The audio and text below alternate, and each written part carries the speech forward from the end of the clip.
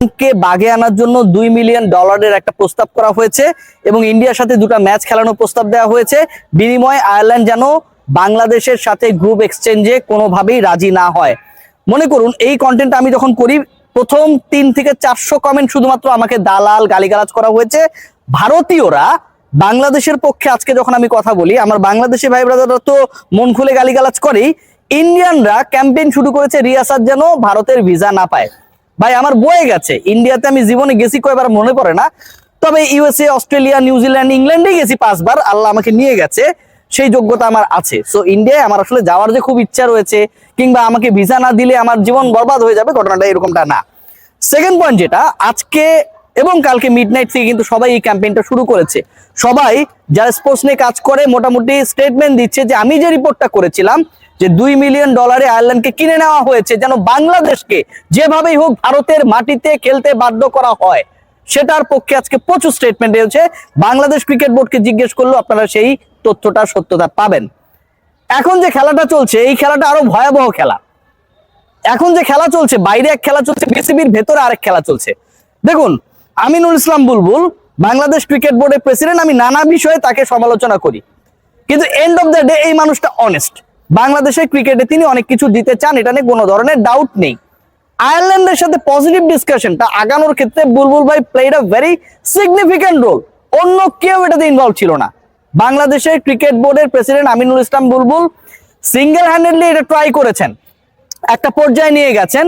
Bangladesh cricket বোর্ডে ডিরেক্টরদের মধ্যে 2 থেকে 3 জন একটা অস্থির সিচুয়েশন তৈরি করছে, বুলবুল ভাই যেন বিসিবিতে আনস্টেবল হয়। এবং এটার প্রমাণ আপনারা মোটামুটি আগামী 2 সপ্তাহের মধ্যে পাবেন। ক্রিকেট বোর্ডের অভ্যন্তরে রানিং ডিরেক্টরদের একটা গ্রুপ বুলবুল ভাইকে অসহযোগিতা করছে, নানাভাবে মেন্টালি প্রেশার ক্রিয়েট করার চেষ্টা করছে, ডিরেক্টলি না indirectly. This is very much true. কোন ঘটনা ঘটতে যাচ্ছে, এখন একটু মেইন প্রসঙ্গে চলে যেতে চাই।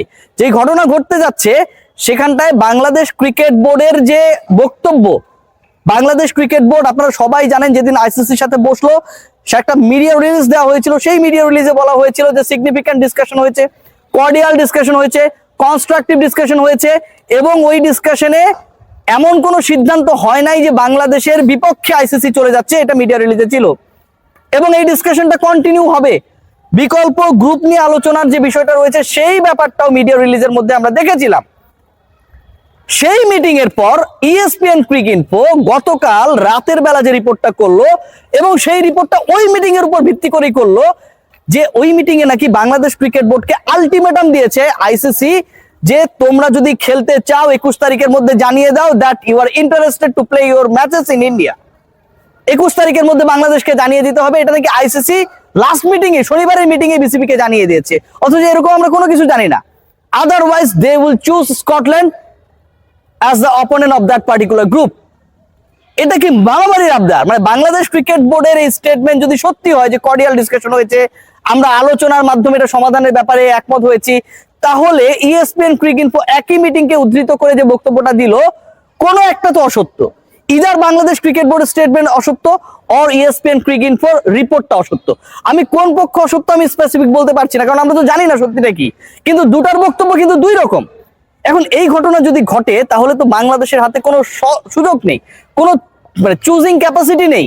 বাংলাদেশকে চুজ করতে হবে, আইসিসি বাধ্য করছে 21 তারিখের মধ্যে জানিয়ে দিতে হবে যে আমরা ভারতে গিয়ে খেলবো কি খেলবো না। খেলতে না চাইলে আইসিসি বাংলাদেশের কোনো ধরনের দাবি রিকনসিডারেশনে না গিয়ে উল্টো বাংলাদেশের জায়গায় আরেকটা দলকে খেলিয়ে দিবে, সেই দলটা স্কটল্যান্ড। মামাবাড়ির আবদারে যেন পরিণত হয়েছে। আইসিসি বলেছে, ইএসপিএন ক্রিকইনফোর ওই রিপোর্টে আমরা দেখেছি যে সকল দেশের সকল দলের ব্যাপারটাকে তাদের বিবেচনা করতে হচ্ছে, কোন দলকে স্পেশাল প্রিভিলেজ দেওয়ার কোনো সুযোগ নেই। আমি যদি এটাকে গ্রহণ করি যে আইসিসি স্টেটমেন্টটা দিয়েছে, নিশ্চয়ই দিয়েছে, ইএসপিএন ক্রিকইনফো এমনি এমনি করে না এই রিপোর্টটা।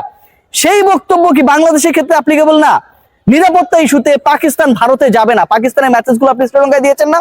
নিরাপত্তা ইস্যুতে, একই নিরাপত্তা ইস্যুতে বাংলাদেশের ক্রিকেটারকে আপনি যখন বাদ দিয়ে দেন আইপিএল থেকে, এই ইস্যুটা যখন বাংলাদেশ সরকার, বাংলাদেশ ক্রিকেট বোর্ড অ্যাড্রেস করে, ঠিক তখন নিরাপত্তা ইস্যুতে পাকিস্তান যখন ইন্ডিয়া যাবে না, বাংলাদেশের জন্য তো ইস্যুটা সেম হয়ে যায়। সেক্ষেত্রে কেন আপনি একই রকম থিওরি অ্যাপ্লাই করবেন না? এটা কোনোভাবেই কাম্য না। আইসিসি পাকিস্তানের ক্ষেত্রে এক ধরনের থিওরি অ্যাপ্লাই করছে, আবার বাংলাদেশের নিরাপত্তা ইস্যু নিয়ে যখন প্রশ্ন উঠছে তখন তারা ভিন্ন অ্যাপ্লিকেশনে চলে যাচ্ছে। এটা কোনোভাবেই কাম্য না, কারণ নিরাপত্তা ইস্যুতে পাকিস্তান ইন্ডিয়া যেতে চায় না, একই কারণে বাংলাদেশও ইন্ডিয়া যেতে চায় না। সো বাংলাদেশের ম্যাচেস গুলো আপনাকে শ্রীলঙ্কায় দিতে হবে, এটা খুবই যৌক্তিক দাবি। এর বাইরে ইন্টারেস্টিং পয়েন্ট রয়েছে, আয়ারল্যান্ড ক্রিকেট বোর্ড, বুলবুল ভাই যে ডিসকাশনটা শুরুতে করলাম, দে ওয়ার এগ্রিড যে বাংলাদেশের সাথে এক্সচেঞ্জে কোনো সমস্যা নেই।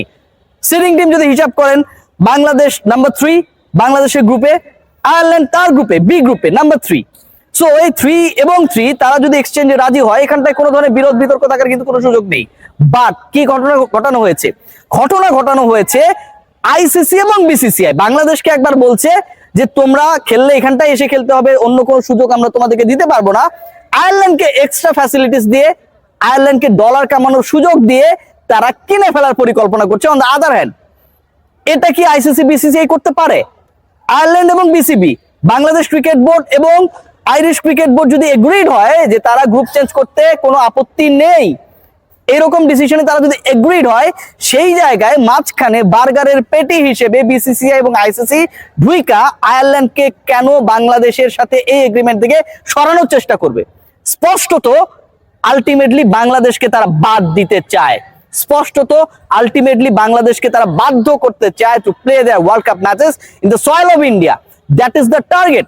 এবং সেই টার্গেট বাস্তবায়নে আয়ারল্যান্ড ক্রিকেট বোর্ডকে কিনতেও, লজ্জাজনক এই কাজ করতেও বিসিসিআই এর একবারের জন্য বাধে না। সো ওভারঅল যে ঘটনা ঘটতে যাচ্ছে, আমার কাছে মনে হয় the chances to play Bangladesh in the world cup in the upcoming season, আপনারা সবাই জানেন ফেব্রুয়ারি 7 তারিখ থেকে শুরু হবে। উদ্বোধনী দিনেই বাংলাদেশের ম্যাচেস রয়েছে, সেখানটায় বাংলাদেশের খেলার চান্সটা একদম ভেরি নিয়ার টু জিরো। কারণ এখন পর্যন্ত আইরিশ ক্রিকেট বোর্ডের সাথে যে ডিসকাশন হচ্ছিল রিগার্ডিং চেঞ্জিং দ্য ভেন্যু, ওটা ইন্ডিয়ান ক্রিকেট বোর্ড ভেস্তে দিয়েছে অন্যভাবে, নোংরামি করে। আবার একই সাথে বাংলাদেশ যে অ্যাপিল গুলো করেছে, বাংলাদেশ যে দাবি জানিয়েছে ভেন্যু চেঞ্জ করার ব্যাপারে, অ্যাকর্ডিং টু ESPN ক্রিকইনফো, সেটাও নাকি আইসিসি নাল এন্ড হোয়াইট করে দিয়েছে, মানে বাতিল করে দিয়েছে। বাংলাদেশের দাবিকে তারা কোনোভাবেই সমর্থন করছে না। এই যদি ঘটনা ঘটে, তাহলে বাংলাদেশের চান্সেসটা থাকলো কোথায়? আপকামিং ওয়ার্ল্ড কাপে আমরা বাংলাদেশকে দেখবো না। বাংলাদেশকে দেখবো না আমাদের ব্যর্থতার কারণে না, বাংলাদেশকে আমরা দেখবো না। বাংলাদেশকে না দেখানোর জন্য, বাংলাদেশকে না খেলানোর জন্য এখানটা একটা বড় শক্তি, একটা পরাশক্তি ইনভলভ হয়ে গেছে, যেখানটায় তাদের যেন সকল সাফল্য, ওয়ার্ল্ড কাপ ইন্ডিয়া জিততে পারুক আর না পারুক, বাংলাদেশকে জোর করে হলেও ইন্ডিয়ার মাটিতে খেলিয়ে ছাড়বে। এটাই যেন বিসিসিআই এর সবচেয়ে সাকসেসফুল হবার সবচেয়ে কাছের এবং সবচেয়ে গুরুত্বপূর্ণ মেথডে পরিণত হয়েছে। পাকিস্তান ক্রিকেট বোর্ড থেকে এখন পর্যন্ত we are expecting some issues, যেটা তারা অফিসিয়ালি যেন বলে, বাট 21 তারিখ পর্যন্ত বিসিবিকে ডেডলাইন বেঁধে দেওয়া হয়েছে। এই 21 তারিখ পর্যন্ত অপেক্ষার কিছু নাই। যেই দাবি বাংলাদেশ ক্রিকেট বোর্ড আগে জানিয়েছিল 3 তারিখ 4 তারিখে, একই জায়গায় তো তারা বলবে যে আমরা ভারতের মাটিতে খেলতে চাই না। সো 21 তারিখ পর্যন্ত ডেডলাইন বেঁধে দেওয়াটাও একটা নাটক। বাংলাদেশ আলটিমেটলি সেই কথাই বলবে, সবশেষ মিটিং এ তো সেই কথাই বলেছে। এই নাটকের অবসান হোক, বাংলাদেশকে তার রাইট দেওয়া হোক, বাংলাদেশকে অপরচুনিটি দেওয়া হোক to take part in the upcoming world cup in the soil of Sri Lanka. সবাই ভালো থাকবেন, টেক কেয়ার।